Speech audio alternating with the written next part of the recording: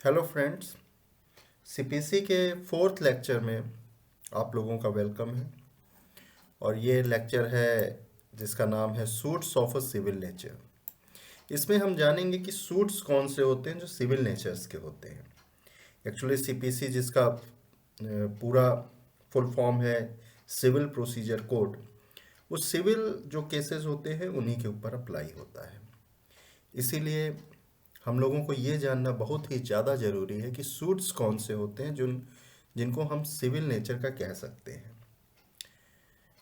तो मेरा नाम है नीलमणि त्रिपाठी, और इस लेक्चर्स का पीडीएफ नोट जो है वो मेरे ही टेलीग्राम चैनल नील नोट्स पे भी पा सकते हैं, जिसका डिस्क्रिप्शन, टेलीग्राम चैनल का डिस्क्रिप्शन इस वीडियो के डिस्क्रिप्शन में दिया हुआ है। आइए हम आगे बढ़ते हैं। तो जो सिविल नेचर्स को डिफाइन किया गया है कि कौन से सूट्स हैं जो सिविल नेचर्स के होते हैं, वो बेसिकली डिफाइन किया गया है सेक्शन 9 ऑफ सीपीसी में। इसमें कोशिश की गई है, ऑब्वियसली है कि ये एक एग्जॉस्टिव डिफिनीशन नहीं है, यानी कि इसने सब कुछ अपने अंदर समाहित नहीं किया है। Due course of time court ने अलग अलग अपने डिसीजंस में, जजमेंट में इन सेक्शन की अलग अलग ढंग से इसको डिफाइन किया है, इसको इंटरप्रेट किया है, और साथ ही साथ उसने ये भी बताया, एग्जाम्पल दिए हैं कि किन सूट्स को हम सिविल नेचर्स का कह सकते हैं। तो चलिए हम लोग आगे बढ़ते हैं। पहले पढ़ते हैं सेक्शन 9। इसकी एक बेयर रीडिंग कर लेते हैं कि सेक्शन 9 कहता क्या है, और थोड़ा उसको ब्रेक करके भी हम उसको समझने की कोशिश करेंगे। सेक्शन 9 कहता है द कोर्ट शैल, देखिए यहाँ शैल लिखा हुआ है यानी कि मैंडेटरी है कोर्ट के लिए, subject to the provision here in content, जो कि कंटेंट है, have jurisdiction to try all suits of a civil nature. सारे सूट्स जो हैं वो सिविल नेचर्स के, इसको जूरिडिक्शन इसके ट्राई करने का है, excepting suits which their cognizance is either expressly or impliedly barred. Except यानी कि ऐसे केसेस को छोड़ के, ऐसे सूट्स को छोड़ के जिसको एक्सप्रेसली या इम्प्लाइडली बार्ड किया गया है किसी स्टैट्यूट्स के अंडर। अब इसका एक्सप्लेनेशन 1 क्या कहता है, a suits in which the right to property और right to an office is contested is a suits of civil nature. मतलब right to property, right to an office अगर कंटेस्ट हो रहा है तो वो सिविल नेचर का है। Not with standing such right may depend entirely on the decision or question as to religious right or ceremony. इसके बजाय कि मतलब डिस्पाइट कि वो पूरी तरह से प्योरली रिलीजियस क्वेश्चंस हो, रिलीजियस कोई पोस्ट हो, लेकिन अगर वो पोस्ट, वो ऑफिस, वो प्रॉपर्टी भले वो रिलीजियस हो, भले ही वो पॉलिटिकल हो, उसके बाद भी ये सूट सिविल होगा। यानी कि जो प्योर रिलीजियस डिस्प्यूट होगा वो सिविल नहीं होगा। इससे आप ये भी समझ सकते हैं। खैर आगे हम लोग इसका काफ़ी अच्छे से देखेंगे। एक्सप्लेनेशन 2 कहता है for the purpose of this section it is immaterial whether or not any fees are attach to the office refer to explanation 1 of the particular place. ये कहता है कि कोई फीस उससे अटैच है कि नहीं, इससे कोई मतलब नहीं पड़ता है, वो जो ऑफिस की बात कर रहे हैं। चलिए आगे हम लोग बढ़ते हैं। तो पहले तो इसका बेसिक समझिए। देखिए हमारा जो लॉ है, बेसिकली जितने भी कॉमनवेल्थ कंट्रीज हैं जहाँ इंग्लिश जूरिस्प्रूडेंस फॉलो किया जा रहा है, वो इंग्लिश का खुद जो, इंग्लैंड का खुद जो जूरिस्प्रूडेंस है वो काफ़ी ज़्यादा कॉमन लॉ से डेवलप हुआ है। कॉमन लॉ मतलब कि जो वहाँ कॉमन कस्टम्स से लॉ बने, उन्हीं को जजेस ने अपने मोहर लगा दी, उन्हीं को जजेस ने अपना जुडिशियल माइंड अप्लाई करते हुए, अपना रीजनिंग अप्लाई करते हुए उसको लॉ बना दिया। तो ये बहुत ही कॉमन सेंस पे भी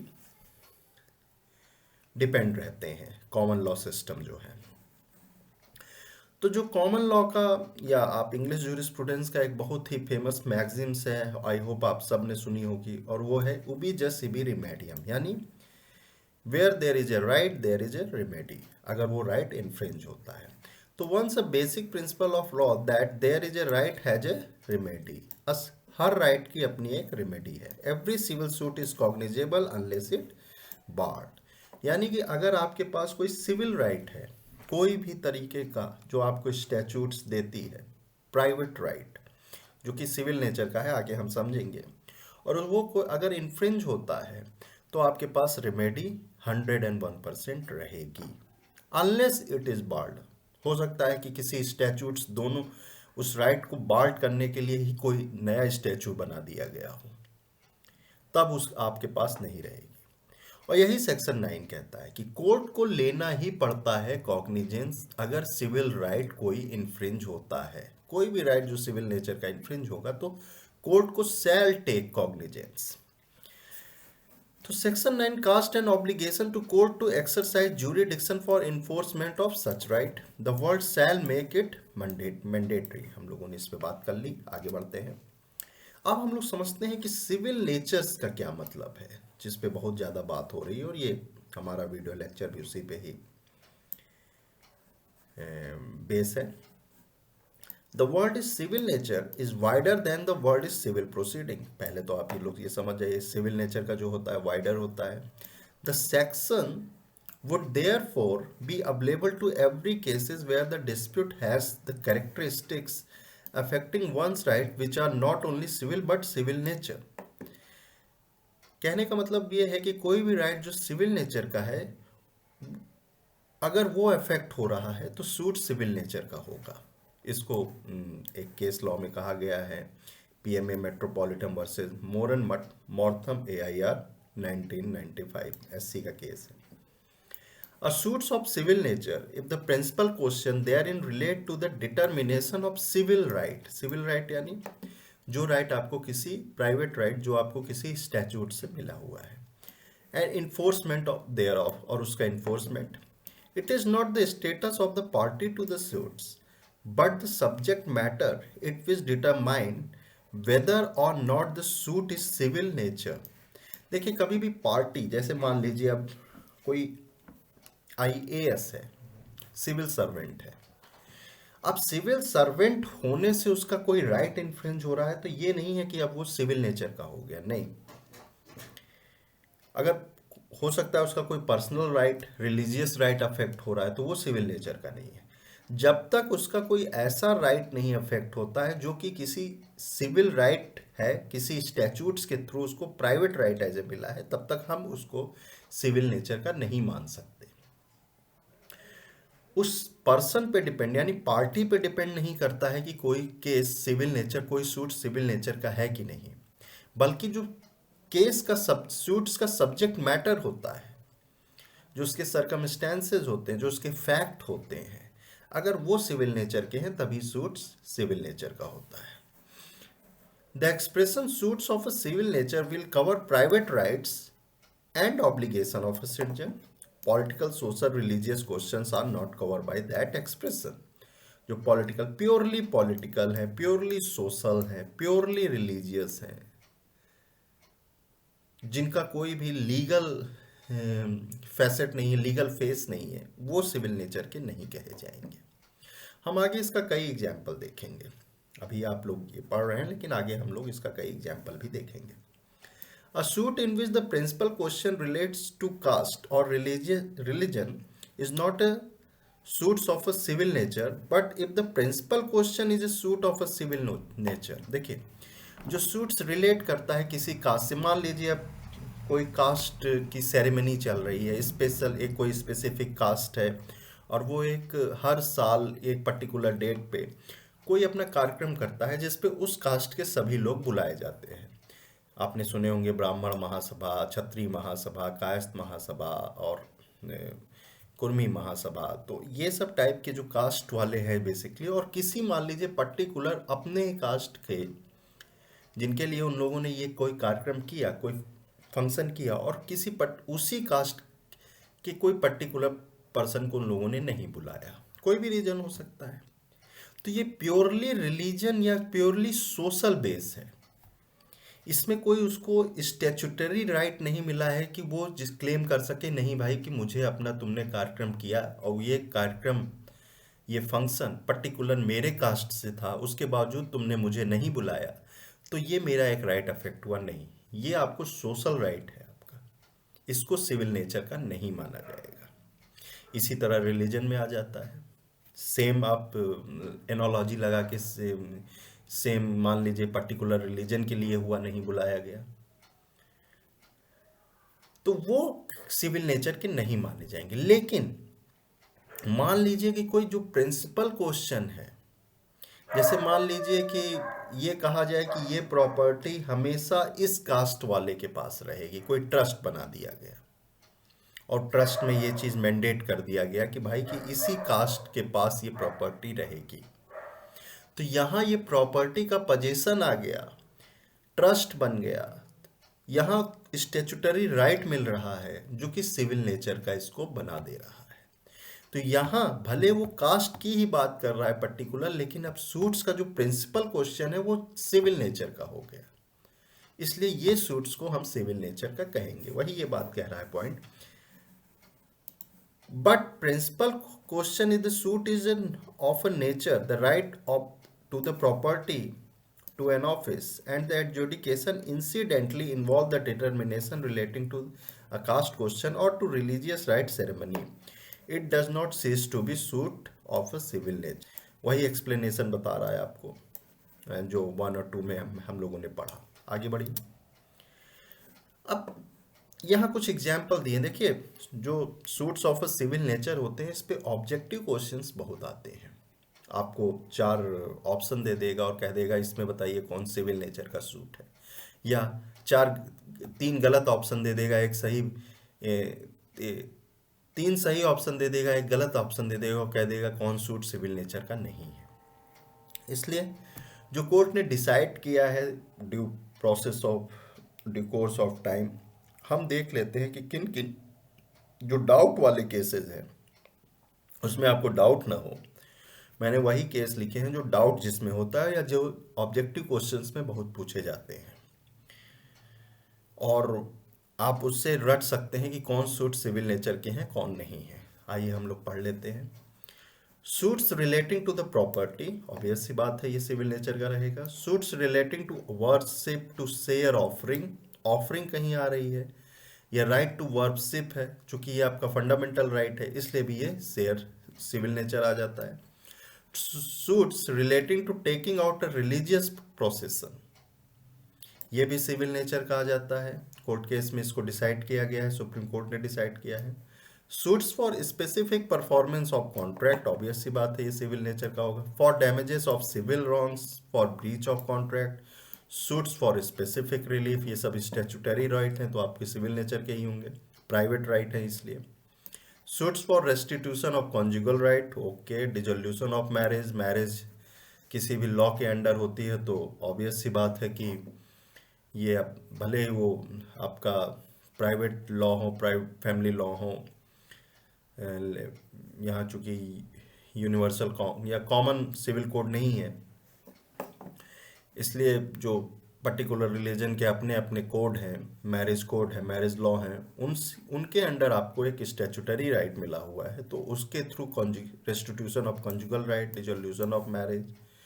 suits for rent for an accounts ETC, suits for dissolution of partnership, ये भी सिविल नेचर का है। Suits for right to franchisee, ये भी सिविल नेचर का है।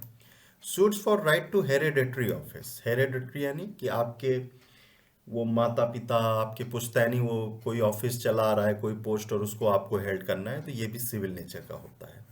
Suits challenging to the validity of the excommunication, मान लीजिए expulsion of the member of the caste हो गया जिससे उसका कुछ लीगल राइट अफेक्ट हो रहा है, जैसे कि उस कम्युनिटी को कोई प्रिविलेज मिली है किसी स्टैट्यूट्स के थ्रू, जैसे आप रिजर्वेशन ही मान सकते हैं, और उसको पूरी कम्युनिटी ने कह दिया कि भाई अब हम आपको अपने कैटेगरी में नहीं मानते, अब आप ओबीसी नहीं रह गए, तो ये तो पॉसिबल है नहीं, तो इसके लिए उसको रिमेडी मिलेगी, उसको सिविल नेचर का माना जाएगा। तो expulsion of the member of the caste involving determination of the legal right, the right remained in the community और to exercise right privilege of member of the community as a civil one, इसको कहा, इसी जो ये case मैंने हम लोगों ने पीछे पढ़ा था वही केस में इसको डिसाइड किया गया है।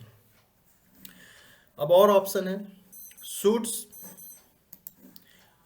To declare the election of a candidate as a contrary to law, to fight an election, to participate in election is a statutory right, which is private one, and that is why any question related to any dispute related to that election is also comes under suits of civil nature, and therefore it is also suits of civil nature. A suits of declaration of validity of an as a municipal commissioner, ये same है, same as above. A suits to set aside an award, किसी award को set aside कर देना, it is also comes under the civil nature. Suits against wrongful dismissal and service for the salary. कहीं भी आप employment करते हैं तो वो एक कॉन्ट्रैक्ट के थ्रू होता है, वो आपको एक सिविल प्राइवेट राइट मिल जाता है, तो उसमें रॉन्गफुल डिसमिसल हो गया या आपको सैलरी नहीं मिल रही, तो that is also comes under civil nature. अब यहाँ कुछ एग्जाम्पल्स दिए गए हैं जो कि अब सिविल नेचर्स के नहीं हैं, तो हम उसको भी पढ़ लेते हैं. The following are not suiting of a civil nature. Suits of a civil nature.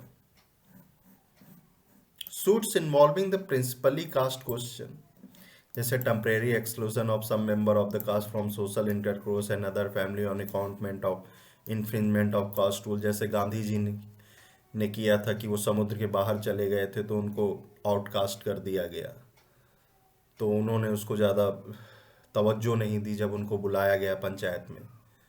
जब वो पहली बार पढ़ने गए बाहर विदेश में तो उनको उनकी कम्युनिटी वाले कहे कि भाई आप चूँकि सी अक्रॉस द सी किए गए और वो हमारे कम्युनिटी में हमारे रिलीजन में मना है इसलिए हम आपको आउटकास्ट करते हैं, तो उन्होंने उसको ज़्यादा तवज्जो नहीं दिया.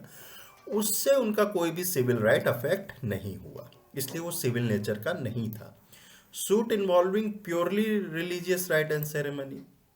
अब purely religious rights and ceremony है, जैसे मान लीजिए कि किसने मुखाग्नि दिया, जब क्रेमेशन हुआ किसी के, मान लीजिए किसी के पेरेंट्स का हुआ और बड़े भाई को देना चाहिए लेकिन कोई छोटा भाई ने दे दिया, तो बड़े भाई ने कहा कि मेरा राइट अफेक्ट हो गया, मुझे क्यों नहीं देने दिया गया. तो ये प्योरली रिलीजियस राइट्स है, इनमें कोई भी ये सिविल नेचर के नहीं कहलाएंगे.